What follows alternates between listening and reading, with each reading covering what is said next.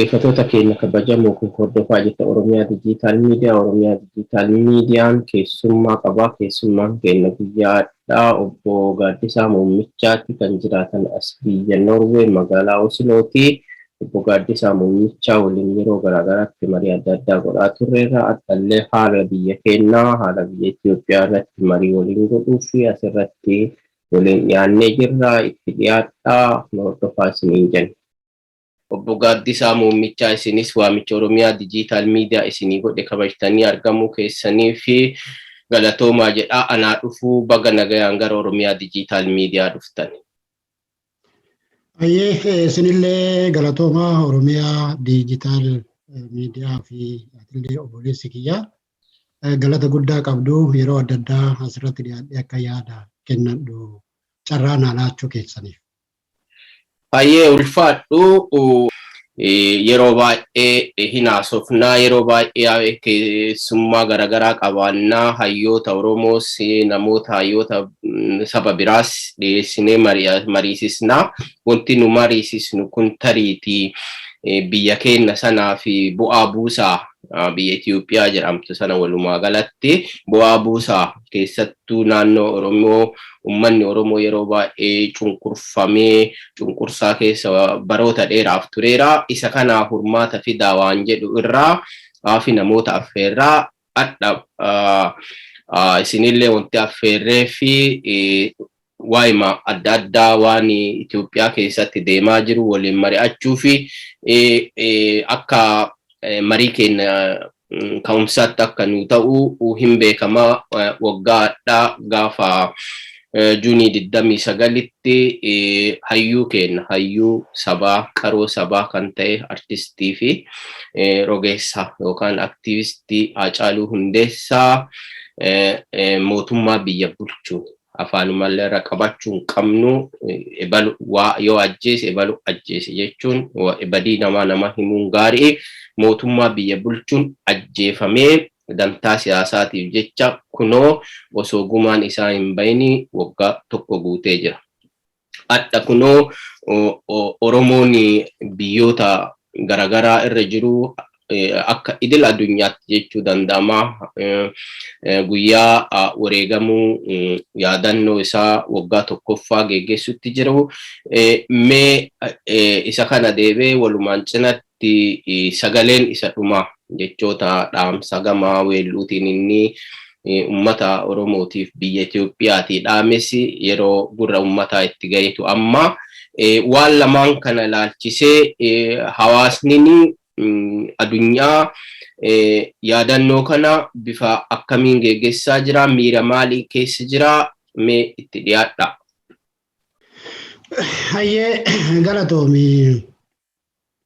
Wareegamuun Haacaaluu haala biyyattii sanaa, haala Oromiyaa, haala qabsoo waggaa darbe kana haala isaa jijjiireeti, qabsoo bifa isaa jijjiireeti deemaa ture. Isa kana waggaa tokkoffaa isaa yeroo yaadatamutti Oromoon xiiqii keessa seenee amma guyyaa irratti waggaa tokko guutuudha gaddaa bo'aa ba'ee yeroo isa yaadatu kan ammoo dirree irratti ba'ee agarsiise jechuudha. Yaadannoo isaati jalqaba yoo biyyarraa kaasnee ilaalle akkuma atiyyuu kaaste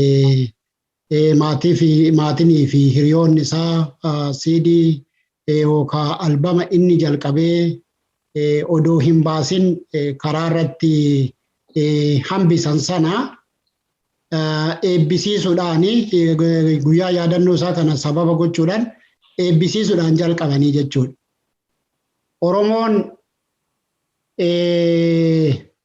yaadannoo kanarratti akkuma argine mootummaadhaan ugguramullee keessumaa albamni isaa akka kanatti eebbifamuun irra hin turre ummanni Oromoo bal'inaan akka haalli mijatuufitti yookaan dirree irratti ta'uu mala yookaan akkuma kanaan dura galma barkumee jedhamu sanatti ta'uu mala akka kanatti akka eebbifamu barbaadu turanii jechuudha. mootummaan akkuma tuyyuu jette jalqaba Hacaaluu galaafate isa kana carraa kennuu hin barbaanne. Sababni gama tokkoon dhukkuba bara kanaa COVID-19 jedhan kana isaan biratti yoo gaafa waan Oromoo ta'u yoo gaafa hiriira Oromoo ta'u walgayii Oromoo ta'uu fi dhimma gurguddaa akka kanaa kana gaafa ta'u kanaan daangeffama jechuudha. Garuu gaafa muummichi ministeeraa pirezidantiin naannoo Oromiyaa ofiin jedhan ummata hiriirsanii ummata kumaatamaan hiriirsanii dirqisiisanii beeke.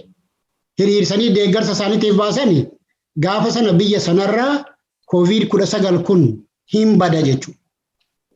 Sababa kana godhataniiti namoota murtaa'aniin galma tokko keessatti Sky Hoteelitti yaadannoon Hacaaluutii fi siidiin Hacaaluu akka eebbifamu ta'ee jechuudha.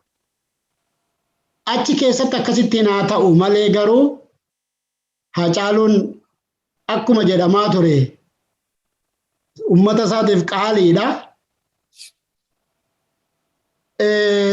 Dhokatanii warra saganteeffatanii bakka jiranitti kabajuuf 10-50 ta'anii kabajuuf turani waraana mootummaatiin eegamaa turan. Waan dhiyaa Arsiitti ta'e quba qabdu jechuudha. Eeyyama gaafatanii dhoowwatanii mana namaatti dhaqanii kabajan yaadatan achitti itti marsanii ijoollee yaadannoo isaa yaadatan guuranii mana hidhaatti naqanii jechuudha. Haa ta'u malee Oromoo kanas ta'ee sanas akkuma kanayyuu odoo ta'u Oromoon laalba ganda keessatti qe'ee keessatti qe'ee naniitti qe'ee dhaloota kootitti suura amma facaasaa turte ijoolleen tiishartii isaa uffattee yaadataa jechuudha. Sana bira darbee waraanni bilisummaa Oromoo woboon bosona keessatti yaadataa oolee yaadataa jira jechuudha. Kan suuraan tiishartii isaa uffatanii faca'een alatti dhaamsi argachaa jirrullee odeeffannoon argachaa jirrullee akka kanattiin yaadate jechuudha. Hacaaluun guutummaa Oromiyaatti guutummaa addunyaa irratti yaadatamee oolee jira. Sila ummata kanaaf bilisa godhee ajjeese mootummaan kun abbaa fedhettaa yakka abbaa fedhettaa godhu odoo bilisa godheera odoo taate ummanni Oromoo Hacaaluu jaalatamaa kana siidaa isaa bakka itti barbaachisutti siidaa isaaf malu ijaareet isa eebbisiisa siidii isaa kanallee eebbisiisa guyyaa Hacaaluu yaadata ture. Argitaniirtu yaadannoo waggaa tokkoffaa jala maqaan mootummaa warri jedhan kun carii wayii keessatti yookaan tusii wayii jalatti waan xinnoo tokko hojjetaniiti siidaa Hacaaluu jedhanii gadhiisanii waan suni Finfinneedhaan natti fakkaata. Waan akka malee nama qaanessu birallee darbee Oromoodhaaf immoo dhaamsa ifa ta'e tokko lafa kaa'u jechuudha. Hacaaluu kan isaan amma gara biraatti qabu eentu ajjeese? Maaliif ajjeefame? Hacaaluu ajjeesuun Oromoo xinneessuuf, Hacaaluu ajjeesuun qabsoo Oromoo gufachiisuuf. Isa kana nutu godhee kan jedhu mallattoo sana kan agarsiisu jechuudha. Siidaa yuunivarsiitii Ambootti ijaarame gadi. Tusii carii wayii jalatti ijaaranii isa kana raabsanii jechuudha. Kanaaf asumaaniyyuu Oromoodhaaf waan dhaamelleedha qaba. Silaahuu kan si galaafate waan gaarii siin godhu. Kan si galaafate maqaan kee akka ol ka'ee himamu siin tolchu. Kana ifa nuu godhee jechuudha. Inni gara biraa akkuma arginu guyyaa Hacaaluu wareegamerraa kaasee tokko qabsoodhuma Oromoo kanayyuu dhaloonni haaraan akka dhaalu mallattoo agarsiise jechuudha. Amma hiriira gaggeeffamaa ture yoo laalte guyyaa wareegama isaatirraa kaasee waan Hacaaluu dhaadheessuurraa yoo kaaste warra hangafoota qabsoo kaleessa gaggeessaa turan otoo hin taane warra anaa fi sii gadii dhaloota qubee qaroota haaraa kanatuyyuu ufitti fudhatee hiriira mormillee sagalee isaa dhageessisaa ture jechuudha. Adda durummaadhaan. Inni kun qabsoomtuyyuu karaa dhaloota haaraatti waan ce'e kan agarsiisu jechuudha. Sababa Hacaaluun ajjeefame. Ammas yaadannoo isaa kana kaleessa asitti gaafa yaadannu ijoollee asitti ilaale afaan warra kanaatiin mana barumsaa hin baratan walaloo dhiyeessaa turan afaan warra kanaatiin biyya kanaatiin amma Oromoon duubatti deebi'ee yaadatee hirqaa bo'aa ture jechuudha. Itii kanaafi biyya alaa kanatti illee dhaloonni illee qabsoo kana dhaalu dhaloonni haaraan kun akka nu agarsiisutti yaadannoon waggaa tokkoffaa Hacaaluu akka kanattiin yaadatame. Ani akka kanattiin ni arge jechuufan. Sirrii ulfaadhoo dhugama namni wanti si ajjeesuu fi argitee yookaan waan si sodaatuu fi yookaan yoo kasi tuffatu maal na godha yookaan jedhu. Immoo Hacaaluu wanti ajjeesanii fi siyaasaa fi Oromoo tuffataniiti ajjeesanii. Immoo Oromoon karaa kamiin akka itti cabu dhugama baay'ee waan nama gaddisiisaati. Jawaariin hidhuun Hacaaluu ajjeesuun Oromoon galee rafuun baay'ee nama gaddisiisa. Haa ta'u yeroo kanatti sababaalee hedduutu jira. Oromoon agartaallee wanti miidhameef akka kiyyatti Oromoon miidhaan kun maali? Tokkoffaa Oromoon kabajaa namaa kennu. Kabajaa namaa kennuu kennatutu kabajaa nu dhabsiise jechuudha. Yeroo hundaa nama ulfeeffannee ulfinna namaa kenninee isa sani garuu maali nama kabajuun jiraachuu akkuma jirutti ta'ee namni silaa gaafa waan ofii dhabe xiiqa'uu qaba. Xiiqa'ee haga lubbuun kan keetti baatutti deemamuu qaba. Kanaafuu Oromoon hedduu lubbuu itti dhabee jira dhugamaa. Kun itti dhamee jira. Kana yaadannoon Hacaaluu dhugama biyya keessatti mootummaan barkumee gaafa inni lubbuun jiru achitti bookkise sanatti fidee CD isa dhumaa sagalee isa dhumaa achitti eebbisiisuu dhabuu dhiisee bira darbeeyyuu namumaayyuu namuma seenuyyuu lakkoofsaan murteessee haga nama 400 qofaa taseenuyyuu danda'u jedhame yeroo kaardii akka cidhaatti waamamee jechuudha. Kun immoo maali tuffii irra deebi'an ajjeesanii tuffii uummata Oromootii qaban argisiisanii jechuun inni kun maali haa ta'u Oromoon bakka jirutti Hacaaluu gaddee jira. Namni abbaa haadha isaatiiyyuu haga Hacaaluu gaddeen jiru. Namni akkas gaddeen jiru dhugumasiin jechuufi onneen nama hundaa cabee guyyaa kana keessa oduu Hacaaluu yaadanne an akka kiyyatti jechuudha.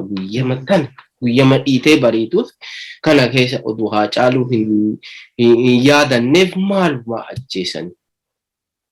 Bakka oduu gaafiinsu oduu natti hin kaane guyyaa itti oolee buleen qabu jechuudha. Madaa bara baraaf jiraannu ijoolleen biyya kana dhalatte ijoolleen teennallee madoofte jechuudha. Nama kana argitee kuni waan si gaddisiisaa haa ta'u yaadannoon isaa adda qofaa miti bara baraaf jiraata hin yaadannaa yeroo kamuyyuu yaadannaa uummanni Oromoo yaadachuu qofaa miti illee gumaa isaallee ni baafna siidaa isaallee siidaa dhugaa dachee dhugaa dacheen dhugaa ta'e Finfinneedha. Dachee dhugaa irratti siidaa Dooktarii Taaddasaa fakkaataa Yuunivarsiitii Amboo dhaabe siidaa isa fakkaatu ka isaa olee namni sun nama guddaadha. Nama Oromoon qabdu guddatu siidaa akkasii sana iddoo gaarii dhaabee fi iddoo dhaloota isaatitti siidaan san fakkaatu dhaabatee iddoo inni itti wareegameef bakka inni wareegameef sababa inni itti wareegameef bakka sanatti siidaan akkasii siidaa addaa yoo nu haatiniif abbootiin teenya nurraa du'anii ganda keessatti awwaala keessatti mandara keessatti siidaa akkasii mandara naannoon irraa dhaladhe karaa hundarra jira daandii irra jira.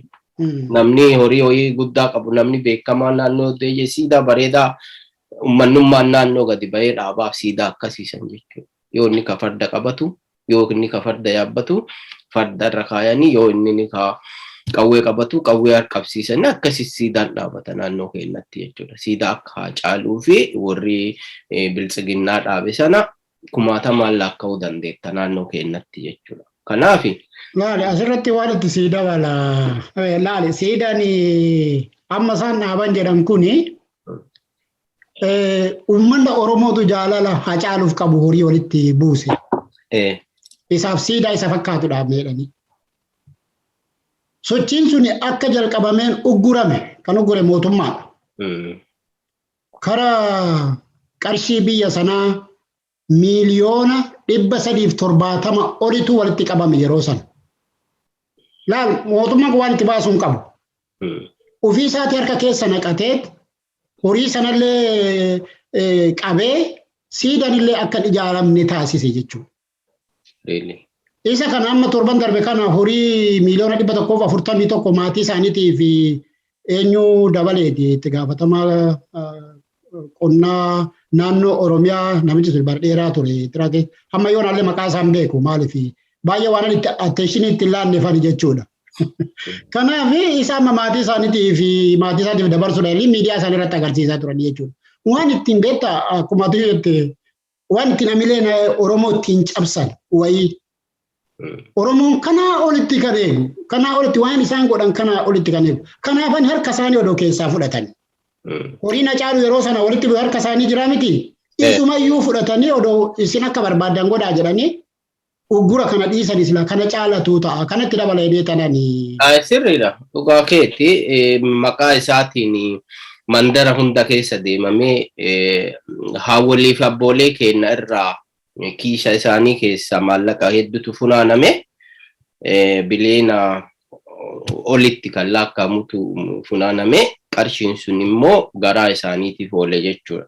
Haga ammaa wanti kana jedhamu wanti kun qabatamaa ta'a Hacaaluu itti yaadatama jedhee lafa taa'ee hin jiru. Kana maal jechuu kun dhuguma eenyutu godhee kana ka godhe warrootuma Oromoo bakka buuna jedhan akka Shimallisii keessattuu waan kana guddaa harki dheeraa keessa akka qabu akka laawumaadha itti gaafatamummaan. Wanti kun injineer akka laawumaan waan kana itti dhiyeennaan ajjeefamuu isaa irraa kaasee haga awwaalcha isaa irraa kaasee haga siidaa isaa kaasee gumaan bakki inni itti warroota nama saditu diraamaa Abiyyi hojjete kana ittiin fiixa baasanii taatonni warroota nama sadii tokkoffaa akka tokkoffaatti namni himadhu isaa fi injineer akka laawumaa lammaffaa Shimallis Abdiisaa fi itti aantu kantiibaa itti aantu amma addee Adaanech Abeebeeti. Jarri sadii kuni wanta ta'ame hunda namoonni raawwate adhallee raawwataa jiran warroota kana bara baraaf Oromoo waan kana beekee gumaa Hacaaluu yaadannoo isaas siidaa isaas akka waan sadeenoo wal cinaa geggeeffatu abdii qabaa. Yaada kana kanumaan bira darbinaa ammallee dhaamsi an qabu maali Oromoon bakka jirtanitti CD isaa albaama isaa isa dhumaa kana namoonni tokko yeroo ammaa kana karaa YouTube ni gadhiifamee namni achirraa buufatee dhaga'utti jira. Isa dhagaya maa buufattanii maa dhageettanii jedhu akka kiyyatti maafi wanti haga sibira hin ga'initti haga harkaan CD sana argattee sibira hin jiraatinitti waan sana hawwitee gooteetta ta'uu danda'a. Garuu eessaallee ta'ii eessaallee karaan ittiin CD'n sun bitatamu hedduutu jira. Ituunirrallee jira karaa adda addaa irraallee CD sana bitadhaa. Biyya irraallee namni biyya keessa jirutti walitti qindoofnee CD biyya irraa poostaan ergisiifamee asittis raabsuu hin danda'ama. Biyyoota hunda keessattuyyuu CD originaala ta'e sana harka haa galfannu. Amazon gubbaallee bitatuun hin danda'ama. Poostaan isinii dhufa bakkuma jirtanitti kana dhaamsi kiyya jechuudha. Kana kanumaan bira darbinaa yaadannoo Hacaaluu bara baraaf onnee keenya keessa jira jechuudha. Mee kana kanumaan bira darbineeti mata duree lammaffaa nu ta'a jedhee qabadhe keessaa waan yeroo ammaa kana waan kana yeroo baay'ee haasaa turreerraa irraallee haasaa turreerraa namni hundinuu waan kana wanti kun sirriin turre jedhaa turreerra waa'ee waraanaa wal waraansaa warra TPLF fi warra naftanyaati. Biltsiginnaan naftanyaadha. Warra naftanyaati. Warroonni kunniin waraanni kunniin Jawaarillee kaasee waraanni kun sirrii miti. Waraanni kun karaa kana fidaa, badii kana fidaa, dhaabaa, wal waraanuun hin barbaachisu, mariitu barbaachisaa jedhaa ture.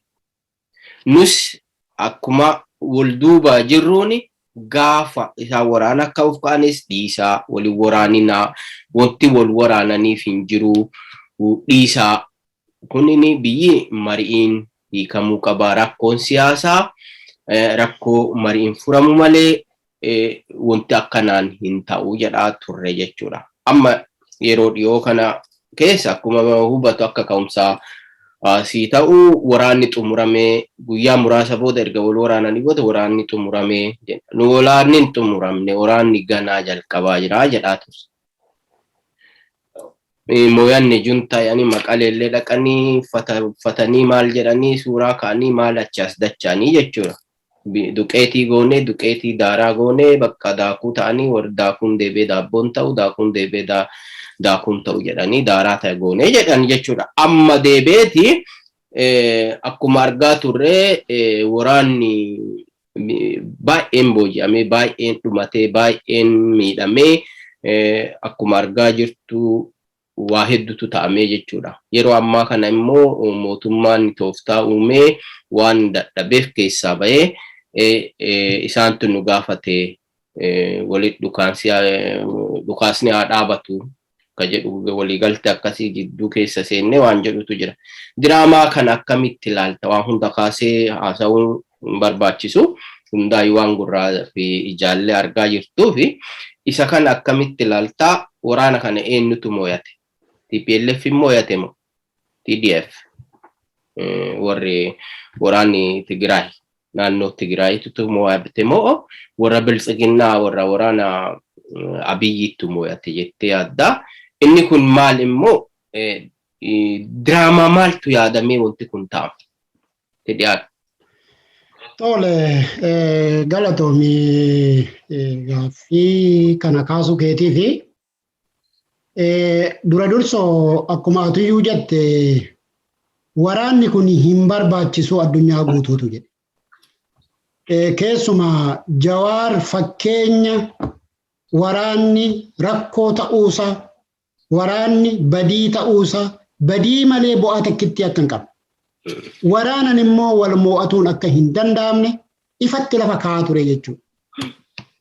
Warri gaafa sana Jawaariin diineffatanii Jawaariin illee lolaa turanii har'a ragaa baafii jiru jechuudha. Waan Jawaar tokko rakkoo dhalte kana dubbachaa ture jechuudha. Ragaa baafii jiran. Waraanni suni kan gaggeeffameef tokko sirna federaalizimii sabdaneessaa sabaaf sablammii ummata biyya sanaa lafa qabachaa ture wayyaan irra raaste sana isaan lafarraa balleessanii sirna qeenxee sirna minilik sirna naftanyaa deebisuudhaaf kaayyoon Abiy fi warri kana fedhan ittiin deeman santuyyuu waraana kana saaqe. Waraanni kun waan gara biraati miti, waan gara biraatiif miti jechuudha. Inni kun gaafa kaayyoo Abiy kanaan ittiin deemu isa keessumaa isa Maddamar jedhamuu fi sirna badhaadhinaa jedhanii Biltsiginnaa jedhanii ittiin deeman kana namni Abiy taayitaa kanatti fide lammaan harkatti dide. Naannoon Tigraay waan kana gurrumaan dhaga'uun fe tokko filannoon akka darbu hin barbaanne, lammaffaa sirni qeenxee kun akka deebi'u hin barbaanne. Isa kana kan barbaadanii warra Itoophiyaa lummuttii barbaadan, Itoophiyaa minilik sana barbaadanii jechuudha.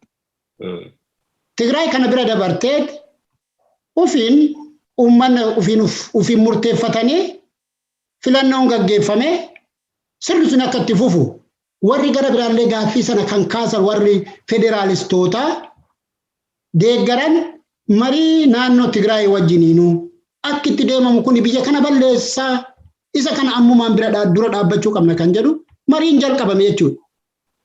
Inni kun warra kanaaf balaa waan ta'eef waraanni sun baname. Waraanni sun tokko Tigraay cabsuudhaaf. Maaliif isaan filannoo gaggeessanii jiranii tokko kana lammaffaa immoo diinummaa amma sirna federaalizimii kana Amaaraa xallinnat poolitikaa jedhan jira. Isa kana Tigraaytu nutti fidee jedhu. Wayyaanetu fide waan kana. Wayyaaneen dura qabsaa ture Oromoon dhimma kanarratti. Wayyaaneen dura irratti Itoophiyaan eenyu ishiini kan jedhu gaaffiin kun ka'aa ture. Waan irra deddeebi'amee jedhamee fi isa kana diiteelii isaan haasa'u. Isa kana kan fide qabsoo ilmaan Tigraay hookaa wayyaanee TPLF jedhamu kana miti qabsoo sabaaf sablammii hundatu fide. Isaan kan jedhan maal inni isaan hin diineffatanii yoo isaan kana cabsine inni gara biraa salphaa waan ta'eef እነዚህን ከሰበርን ሌላው ገብስ ነው. Isa kana amma yoo warra kana carraa amma abiyyi nuusaa qesirna inni qabatee dhufe kanaan yoo isaan kana cabsine inni kun nu rakkisu kan jedhu irraa kan ka'e abiyyiin duuba itti dhiibaa mootummaa Eertiraa daboo itti kadhachaa abiyyi immoo daboo gara biraa biyya Arabaa biyya biraa itti kadhachaa biyya ummata kana balleessineet biyya kana balleessineet sana booda sirna barbaaddannu sana dhaabbannaadha. Waraanni jalqabaa isa ture jechuudha. Inni sun egaa amma bakka isaan hin ga'e arginameera. Waraanni sun gaggeeffamee gaafa Maqalee qabatan Adam kiyya biyya alaa kanatti warri sirna qeenxee kanaaf qabsaa'aa turan miidiyaa isaanii dabalatee yaadatta yoo ta'e diisitti halkan waajjira miidiyaa isaa jedhamu kan gaafa Afrikaa jeeqaa suura nama du'ee Afrikaa keessaa fidanii Oromoo fi Sumaalee walitti naquudha miidiyaa isaaniitti dabarsaa turanii halkan guutuu alaabaa lummutti san uffatanii dhiichisaa bule. Waan Tigraay yookaan TPLF Maqalee keessaa ba'aniif jechuudha. Waan nama ajjeesaniif mootummaan kun ajjeese seene jarri immoo duulli itti baname bal'aa waan ta'eef Eertiraa dabalatee humna addaa naannoo Amaaraa waraana federaalaa humna addaa Affaar Arabarraa meeshaatti kadhatanii waan itti duulaniif jarri kun magaalattiin tuni daaraa ta'uu irra jedhaniiti kan wareegamanii ba'an jechuudha. Isa kanatu dhiichisiise warra kana. Inni kun egaa dhaamsa guddaadha qaba. Warri kun baqaama isaan kana fixannee jirra. Sirna Minilik deebisnee biyyattiitti ijaaruudhaaf banaadha. Kana booda maal jedhe utaalanii jechuudha. Waraanni kun kan warra kanaati. Kan warra fedhinnaa sirna Minilik jaarraa meeqa duubatti kan deebisu sana. Waraana santu gaggeeffame. Waraana kanatti kan injifate eenyu isa naan jetteefi akka abjuu abiyyitti injifateera. Injifateera generaalota isaallee maqaa moggaaseera. Tintaaguu, Nabiruu, Cilfiittuu, Nisruu maal wanti jedhamne hin jiru. Waraana TPLF mati beeke. Ummanni Tigraay daaraa ta'eera. Maaliif ummata Tigraay maaliif jettee naan jedhe. Ummanni Tigraay sagalee itti baase TPLF filate. Isin tunu bulchaa jedhe. Dhiibbaa tokko malee beeke. Tigraay TPLF Itoophiyaa bulchaa turte miti waan yaade ofitti maxxansite. Filannoon biyyattii keessatti gaggeeffamaa ture hundi hatama ture. Dirqii ture. Filannoon ishiin amma naannoo isaatti gaggeeffate kun TPLF naannoo ishii keessatti gaggeeffate kun filannoo bilisaa filannoo uummanni fedhinnaa isaatiin bahee filateedha. Isa kanammoo Abiyyillee ni beeka. TPLFin duqeetaa dirgenaal taphattane duqee tamallisoo duqeet maaragaa ichaalemee jedhe jechuudha. Uummata Tigraay akkas goonee irraa of jalatti cabsiilee irraa jedhe. Inni sun egaa abjuu haa ta'u dhugumaan jedha haa ta'u Isa isumaaf dhiifna. Kanaaf baay'ee dhiifama naa galu muummichi ministeeraa kun rakkoo qaba. Durarraa kaasee jechaa ture. Waan yeruma achi as ba'u waan inni godhuu fi wanti dhugaa lafarra jiruu fi akkaataan inni itti nama picture godhu tokko namni kun rakkoodha qaba. Rakkoo sammuu qaba. I'm sorry miidiyaa irratti akkas jechuu godhuuf jechuudha. Nama kanatu iyyuu daaraa godhee jedhe bakka daaraa dukkatti waan achi jedhe. Amma warra daaraa ta'e sanatu warra taphattine dukeetii sanatu daakun sun sassaabamee ufiinis wala ufa sassaabameet daakus ta'eet daabbos ta'eet nyaatamee isaaniin daaraa godhee ofirraa ari'ee addunyaa irratti salphisee jechuudha. Inni kun akkamitti laal haguma ati nama dhiibdu haga dhiiban qabu haguma dhiisan utubaanu laal utubaanu kamma dhiibdu qabdu hamma dhiistu immoo qabdu. Hin dhiibamani jarri kun tarkaanfiin isaan irratti fudhatan duulli ilmaan Tigraay irratti fudhatan saamichi biyyattii sana irratti godhan saamichi naannoo sana irratti godhan mootummaan Shaabiyaa saamichi distiin otoo nafin manni barumsaa bara foddaallee buqqisanii fudhatanii siin jedhu mana barumsaa teessoodhaa miti waan takka otoo hambisin saamanii fudhatanii irraa deeman. Inni kun ilmaan Tigraay akka kutattee hidhattee qabsooftu taasisee jechuudha. Laal artistii tokkotu mo'ate isa biyyatti badhaasa adda addaatu kennama biyya sanatti jechuudha. Isa kan hundumtuu quba qaba. Inni kun waan isaan badhaasan sana haati xiyyachitti odoo gudeedamaa jirtu lammiin kiyyachitti odoo du'aa jiru kanarraan gammachuu hin qabu jedhe. Fuula isaanii duratti ilaala kutannoo dhala namaa. Achiisa sana jedheetti bosona gale. Gaazexeessaan BBC doolaaraan mindaa kaffalamuutu isa sana achi kaayee kilaashii baatee bosona gale. Waan nama ajaa'ibu bare. Saadqaan Itamaajur Shumii bara Mallas Zeenaawii kan ture Mallas Zeenaawii wajjin inni wal dhabee ba'ee jireenya dhuunfaa jiraatu. Amma bara sooratama kana keessa jirutu gaafa isaan haadha ilmaan Tigraay gudeedan salphisan hoogganoota isaanii isaan rasaasanii sammuu keessa dha'anii kan akka Siyyum Masfinfaa ajjeesanii arganii kutatanii itti seenan jechuudha. Kutatanii itti seenanii akkuma arginu gaa akka hoolaa walitti dachaasanii waraana Abiy. Waraana federaalaa liyyuu haayilii warra naannoon Amaaraa itti abdattee isaantu mo'atee isaantu lafarraa haxaa'ee maqalee dhaqee to'ate jedhanii baatii tokkoof baatii lamaa fi ijjataaf teessuma nu dhoowwan sana walitti dachaasee suura isaa akka horii ciibsatti bobbaasanii kunoo dirree kubbaa miilatti naqanii addunyaatti agarsiisanii jechuudha. Kanaaf kutataniit hidhataniit qabsaaniit warri daaraa ta'e suni Abiyyiin daaraa godhee har'a salphina keessa. Isaan mo'achuu isaanii tooftaraaf keessaa baanee jedhanii miti. Mo'achuu isaanii Abiyyi mataan humti isaatu iyyuu ragaa ba'e. Uummatatu nuun lolee. Warri bosona jiran kun dhufanii nu ajjeesu, TPL dhufanii nu ajjeesu, juuntaan dhufanii nu ajjeesu jedhuuni Abiyyiin juuntaa jedhuuni beeku. Juuntaa afaan yeroo sana. Nu ajjeesu nu eegaadha. Nu biraan deemina. Gaafa inni warra eeguuf achi isaan ramadanii fechi deemani halkan nutti garagalaniit bayaazuu du'ale boqonciraa baklaash xabaxabuun. Kanaaf waan dura dhaabbannee lolluun humna illee hin qabnu waraanni illee jisni harka isaanii galee jira. Meeshaan illee harka isaanii galee achi garagalee nu waraanaa jira akkuma bara dargii jedhan san.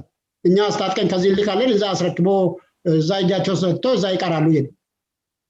Kanaaf mootamuudhaa miti salphina uffatanii deemanii kun ifa waan dirreerra jiru kana maal kun maal abbaaruma fedhatu kana jettee waan ittiin gowwomsitu yookaan waan ittiin sobdu hin qabdu. Isaan soba tokkoffaa bu'uurumti isaanii sobarratti bu'uuraman. Maaliif laal sirni qeenxee kun, sirni gonfoo kun, sirni naftanyaa kun gaafa ijaaramu kijibaan ijaarame. Sobaan ijaarame.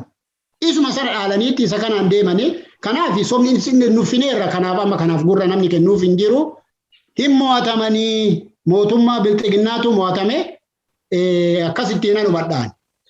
Sirriidha. Ani dhuguma as keessa waan kana yoo haasofne hin dhumatu waa hedduu kaasuun danda'ama. Waa hedduu kaafna. Waraanni kun jalqabumaa waraansa dantaa teessuma ofii dhuunfatti eeggatuuti. Abiyyiin aangoo irra tursiisuu, Minilik hin boollaa baasuu, federaalizimii dhabamsiisuudha. Kaayyoon suni hin yaalame, hin milkaa'u garuu. Nu gaafuma jalqabaa Minilik lafaa baastee sirna Minilik san deebistee federaalizimii balleessu abadan hin dandeettu. Maafi biyyi tuni biyya saba tokkooti miti. Biyya sabaaf sablammoonni hedduu keessa jiraatanii biyyatti walii galamee jiraatu malee biyya sabni tokko gubbaa taa'ee ajajaa akka durii tokko nugusa tokko argitee tumaalessa sii baatee sii geessuu danda'u miti. Yoo daa'ima taate malee nugusa ta'i. Nugusummaa haati tantee gaafa waggaa 7 seente sana yaali garuu hin danda'amu. Biyyi kunini biyyi Itoophiyaa jedhamtu biyya akkasiitii miti jedhaa itti himaa ba'an. Asii achi sallabsiifatee warra akka isaa akka Hangaasaa Ibraahim fa'aa akka Taayyee Dandaa fa'aa warroota ammaa Haayiluu Addunyaa fa'aa kanneen yaafatee kunoo miidiyaa kanarra olii gadi waan hin taane barreessaa oolanii jechuudha. Inni kunniin baay'ee waan waldhaa hedduutu jira eenyuun mo'ate waan jedhu kana addunyaan irraa haasaa jirti sirriitti. Nuu mitiyyuu nuu biyya sanii dhalannee achi guddannee achi baanee carraa biyya sanii baanu argannee waa'ee deebinee afaan banannee waan adda nu haasofnu kana namoota haasa'uu hawwanii lubbuu isaanii adda oolfatuuf jechuu haasa'uu dadhabantu jira. Nu carraa tanaa argannee biyya keenya irraallee baqannee yoo biyya ormaatitti illee banne waan kana dubbatuu dandeenyee jirra jechuudha. Haga wayii dubbataa jirra. Isa kana maali addunyaanu irraa dubbataa jirti himaa jiranii jechuudha. Akkumaatu kaastee waan wal dhayaadha. Jalqaba gaafa duraa gabareen daarsi bileennoo yooxanoo jedhanii gaafa kaan immoo akkumaatu jette ummanni duubaan gajaraan maaliin wanna godhee saraawitii keenya fixee akkas godhee humna waraanaa keenya akkas godhee gaafa kaan immoo bulchiinsa yeroo kan naannoo Tigraayitiitu waraanni akka dhaabatu nu gaafate. Waa hedduutu jira. Wantoonni isaan Abiyyi illee waliillee hin galan. Namni kijiba jechuun kijiba by the way kijibni maali yoo jedhame kijibni waan amma dubbatte deebitee dubbatuu dhabuudha. Kijibni wannoo definition biraan qabu.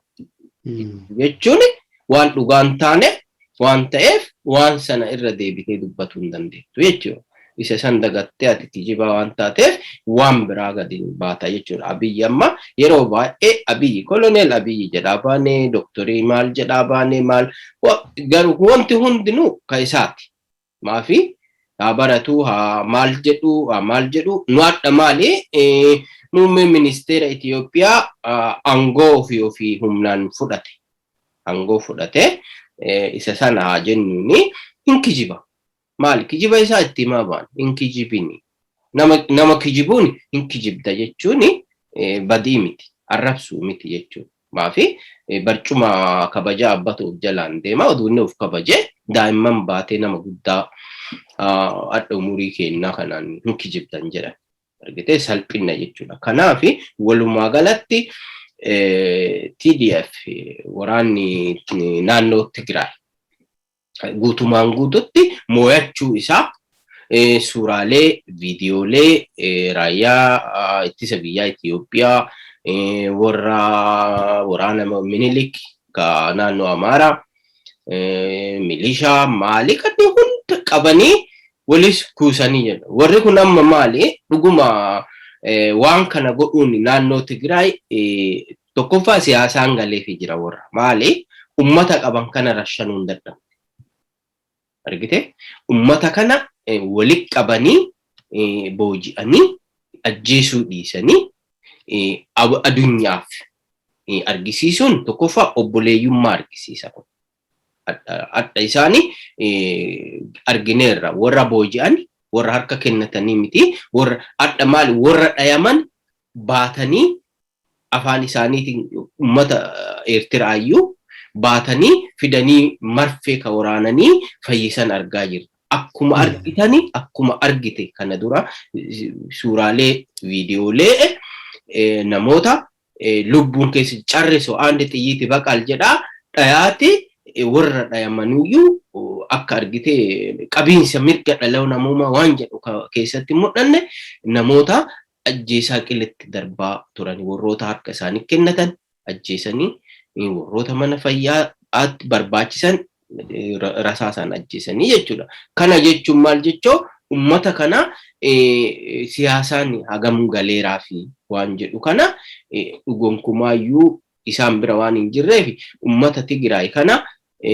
maaf isaan jajuu fi nama keenya miidhanii jiranii gaafas illee kan nu miidhaniif maali waan mirga keenya gaafanneef waan keenya way fudhatu waan barbaadaniif nu miidhan waan keen fudhattu irra wodhamne malee warra kana sirna biraa irra wodhamne lafa keeyyan gurgurattu nan saamtu jechuuf yeroo sanillee ka wodhamne nu irra guddaa ummata Tigreetii miti OPDO wata baabaane warruma isaanii ergame nu wonno jedhu san afoo dhaabbanne jechuudha. Moorii kennan gurattu lafa kennan gurgurattu maalin gootu jedhaanii waan jedhaa turree fi OPDOni walitti bu'aa turree jechuudha. Ummanni kun yeroo sanatti ummanni Oromoo mee biyyuma kami naannuma kam keessattiti saba Tigree waan angoorra jirtaniif jedhee ajjeesee beeka hin godhusi hin goonusi jechuudha. Kanaaf sabni Oromoo adda juntaa deeggaraa juntaa nu jedhan nuti. Juntaa jechuun by the way yeroo baay'ee irra deddeebinee haasofneerraa nama angoo humnaan fudhatu nama angoo isaa humnaan dheereffatu jechuudha. Abiyyimaaf juntaan isaanii iyyuu miti iyyuu seerattu iyyuu warri sunillee maal seeraani seerii filannoo seera qabeessallee yoo ta'uu baate filataniiranii filannoon kunini federaalizimii jabeessa waan jedhu federaalizimii balleessuu waan jedhu waraana itti kaasee kana waa hedduu kaasuu dandeenya as keessatti maalee akkuma jenne walumaa galatti TPLF yookaan TDF daaraa itti kaasee dhukkee irraa kaaftee Abiyyi hudduu keessa dhiittee achi ariitee jirti jechuudha. Wamaa hin qabu yeroo ammaa kana waa hedduu isa kana cinattillee warri Eritiriyaa Abiyyi Isaayyaasii waliinillee waliigaltee isaanii adda citee jira. Yeroo gabaabaa keessa waraana walitti kaasuuf deemu warroota akka meeshaa gugurdaa biyya Raashiyaa irraa bitamaa turan hunda irra wadhabanii gara Eertiraattillee meeshaan citee hafee jira. Abiyyiin birattillee meeshaan citee hafee jira. Meeshaa kana irrattillee walitti dhukaasuun isaanii waan hin oolle tunillee gurraa nu haateettu mee dheerataa kana hunda kaasnee dhugumaas keessatti waa hedduutu jira. Yoo wanti addaa wanti si mul'ate itti dabaltoon jiraanne mata dureetti aanu darba.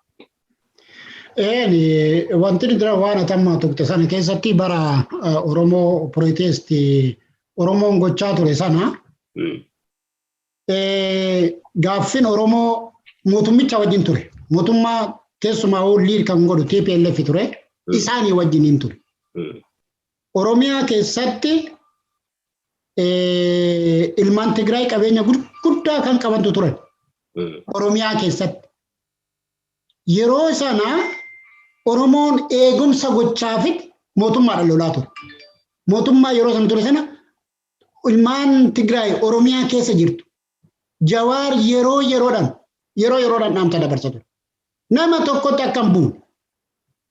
Oromoon qeerroo fi qarreen isa sana fudhataniiti eegumsa gochaa fi dallaa sanitti gaafa bira darbe dallaasa warra ilmaan Tigraay kanatti akka hin buune eegumsa gochaa fi bira darbanii waajjira diigaa ture jechuudha. Waajjira diigaa. Isa kana galaan amma Abiyyi tokko kan uummata Oromoo ittiin gowwoomsaa jiru kaleessa Oromoo saamanii kaleessa Oromoo ajjeesanii har'as bakka kaleessaa sanatti deebi'uudhaaf luuk waan isaan jechaa jiran. warra gara biraa of jalatti qabanii bakka kaleessaa sanatti deebi'uudhaaf nuun lolaa jiranii. Oromoon illee isaan hin tumsaa jira. Maqaa moggaasan tokko jira Oromoodhaaf kan ittiin gaafa waa maqaa xureessu barbaaddu waa'ee maqaa kennitaafi miti akkuma jedhamu. Shaneen isaan jira. Isa kana nuti TPLF wajjiniin bara kontiraanni keenya bara 2018tti raawwate. Injifanneerraa finneerra. Sana booda akkamitti biyya kana keessatti wajjin jiraannaadha isaanii wajjin Oromoon kan qabu malee Tigree wajjin yookaan TPLF wajjiniin wal dhabiinsa tokko illee hin qabu. Finneerra kan darberra kan dhufutu caalaa kan darbe immoo hin irra gannaa warra yakka nurratti dalage seeratti dhiyeessina seera addunyaatu jira seera biyyaatu jira sanarratti nu dhiyeessina isa gara biraa kara fuula duraa garuu akkamittiin wajjin jiraanna irratti jedhee Oromoo fite. Waraanumti Oromoo wannumti TPLF wajjiniin taayitaa gadhiisee deeme beek. TPLF taayitaa kan gadhiiste Ihaadeegin kan diigde gaafa Oromoon kutatee kabaja ayyaana irreecha irratti akka sanatti lafa raasee sanaa fi namni amma sanaa wareegame sana Oromoo hin dandeenyu bakka kana gadhiisuu qabnaa gaafa sana murteeffatan isaan. Akkasittiin ta'es lolli itti fufee injifannee ofirraa ariine harka duwwaa wannumti har'aan Oromoon har'a Tigree wajjiniinuu yookaan TPLF wajjiniinuu walitti bu'u tokko illee iyyuu hin jiru jechuudha. Har'a garuu isaan har'allee siyaasa qoshaashaa ittiin hojjetamaa jiran. Akka haaratti Tigreen deebitee Oromoo bituudhaaf TPLF deebitee Oromoo bituudhaaf jedhanii Oromoo ittiin gowwoomsanii Oromoo keenya afaan faajjessaa jiran jechuudha. Isa kana Oromoo sirriitti beekuu danda'utu isa fayyada. Tigreen har'a TPLF har'a eessumaa dhuftee Oromiyaa bulchuu hin dandeessu habaden. Hin dandeessu hin gootullee injifatamteerti ni beekti. Isa kanaan uummata keenya faajjessanii humna godhatanii duuba hamma tokko dhimma itti ba'aa jiranii beekti. Isuma kanatti dabaluu barbaade. Sirriidha yaa baay'ee dhugaa sirrii wantoonni achi namni du'e hin galu durii jedhame dhugamaa nama du'e galeellee hin argine. TPLF Oromiyaa keessatti deebitee aangoo qabaattee Oromoo saamtii wanti jedhu qaata ture. Intiin deebi'u kana wanti waliin nu galchaa jarri abbaa fi ilmatu teessumarra wal dhabe. Kanaafuu abbaan ilma dhiitee ari'eera. Waliigala dubbiin tanumaa. Mee kanumaan bira darbineeti.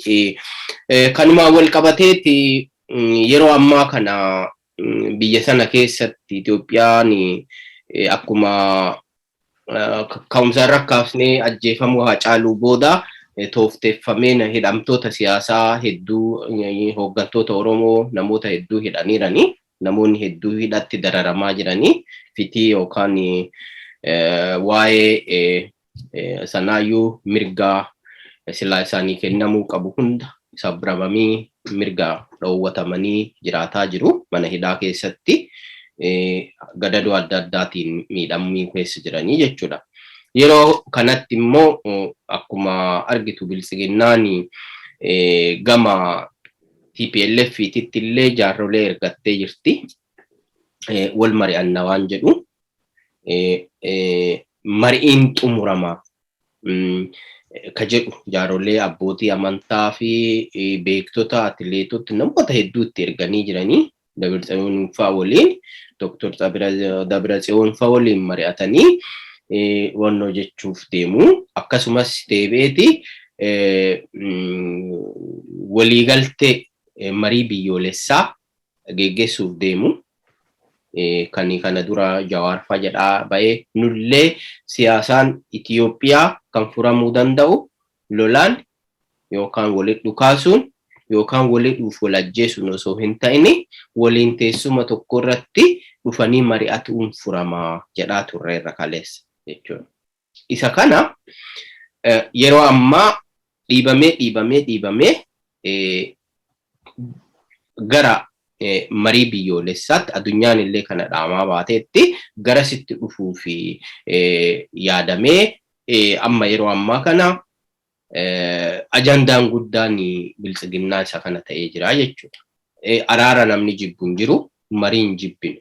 ka jedhaa jirruyyuu nu wanti nu jedhaa jirruyyuu isuma kana. Hidhamuun ajjeesuun biyyarraa bari'uun furmaata hin fidu. Namni kana argitee namni biyya tokko waliin bulchu namni maasaa waliin haamu haamtuu waliin saamuu jedhan. Kanaafi waan mari'atamu kana nullee jibbiinsa hin qabnu. Garuu waan tokko otu jira. Hidhamtoonni mariin kun mariin biyyoolessaa kuni mariin amma akka waliigala biyyattii naannoo Tigraayis dabalatee yoo isaan tole jedhan waan tole jedhamu natti hin fakkaatu. Yoo isaan tole jedhan isaanis dabalatee hidhamtoota siyaasaa Oromoo mana hidhaa keessa jiran osuma isaa achi jiran geggeeffama jettamoo mootummaan maal godhuu qaba waan kana. Hidhamtoonni kun qaama marii biyyoolessaa kana ta'uu qaba. Isa kanaaf mootummaan immoo ilaalcha akkamii qaba? Waan kana godhuuf immoo fedhii qaba. Mee yaada kee? Fi asumarra dhaamsallee waan mootummaaf dhaamtu jiraate. Geeffatoota keenya kabajamoo kun hordofaa Oromiyaa Dijitaalii Miidiyaa marii obbo Gaaddisaa Muummmichaa waliin godhaa jirru. Mariin obbo Gaaddisaa Muummmichaa waliin godhaan turre kutaan tokkoffaa kanadhaa kanumaan xumuraa. Sirba armaa gadii kanaanii yeroo gaarii nuu qabaadhaa. Kutaa lammaffaa walitti deebinaa horaa bulaa isiniin jenna.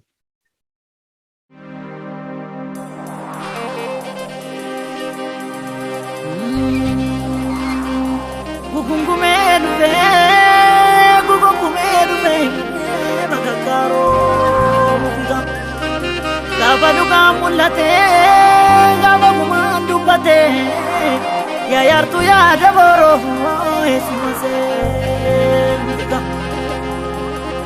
Onna taka yonera,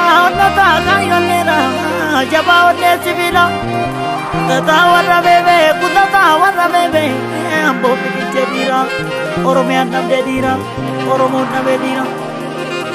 Bokisa kalenja, toki changa kuma. Kota onnen sibila, kota onnen ibidda, jalu fite nama. Lubu bili kabatu, mafango lanana. Sabako blole duen, abdi sagata. Sabako blole duen, raja sabiruta. Jette shushuranira ayon kes kubenavu taloni bakanga Oromo bakanga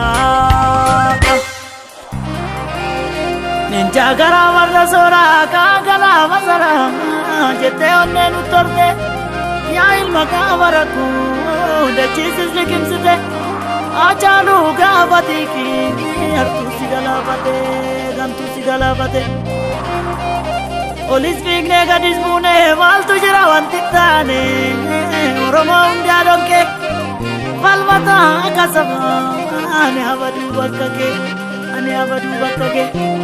ndae kutatura kutisa undesa bosa abba wabi abba milki abba gifti Gaaddisaa bantu damiso sidabe sabiso sidamne kamtiso Sololo bardimnima Yesu tadema male Kayo jalle wankale Inni nuti kenani Donga undu diba Yo dabne takomini Yo injirane gamtan Igni kesi kenavu Samib da chindo katu Dugange amulatu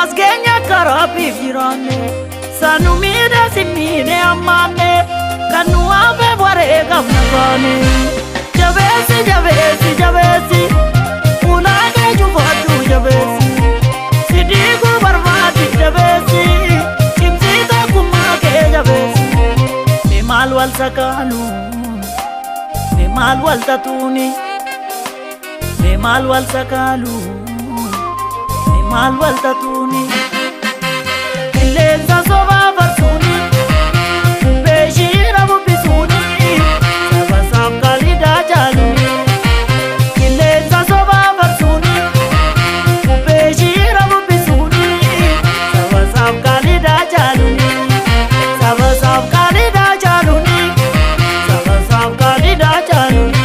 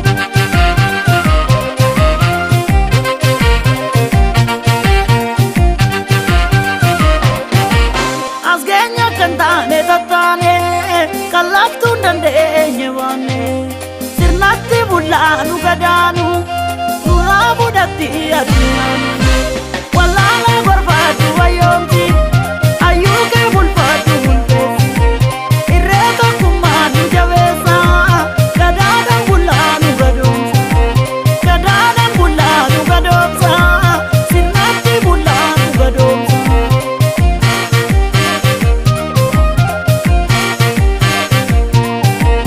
me mal wal sakalu mal wal tatuni me mal wal sakalu me mal wal tatuni lenza soba barsuni